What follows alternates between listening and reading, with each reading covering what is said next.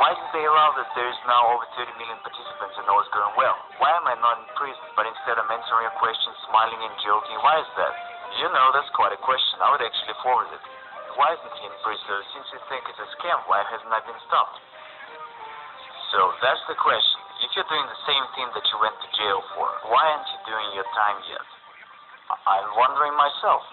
Sergei Mavrodi, as well as myself, we both wonder why he's not in prison yet. It's not your freaking business. If you don't know anything and don't understand a damn thing, it was the news of the week. Screw that. You're asking me questions which tell that you haven't read the thing. Why have you come here then? You don't know what it's all about. You say such foolish things that tells you don't understand what you're talking about whatsoever.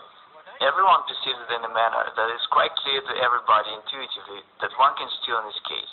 And the situation that one doesn't want to steal evokes amazement, and no one believes it. Is our society really that sick? I don't violate the law, the rest doesn't bother me. My motives are on the other level, totally moral. I've got to do this because it is my civic duty, and it's the only reason. It's not about money. I think that if I can help people, I must do it. I reckon it as my civic duty, and I consider myself to be right, and absolutely nothing can stop me. Man have deceived investors. He's a fraud, and he deserved what he got. I have never deceived anyone. Neither do I deceive now. I honestly say that this is a pyramid. You can lose your money. There are certain risks, no guarantees, no promises. What's the crime here? It is bankers who are the real fraud and swindlers. And they're the ones to send to jail. What sort of country do we have? One does not violate the law, yet everyone's sure they will go to jail. How come?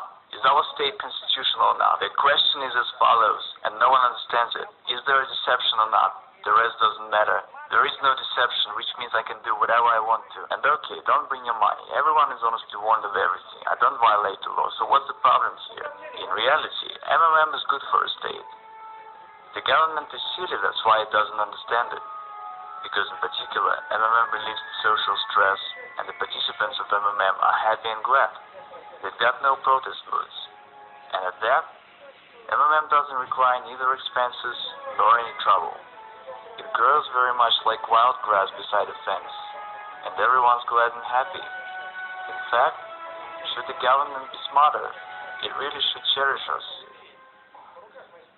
When I came to the House of Russian Federation Parliament, the entire Duma turned to me to change their money. They all had played, but they did it anonymously. See, I had no need to talk to any high officials. Was there an opportunity to come to terms? Would they come to an agreement? That's unlikely, because I had threatened the very existence of the system. I had been repeatedly invited to Kremlin, but I didn't turn up. So they invited you to Kremlin? Yes, they had invited me for private talks.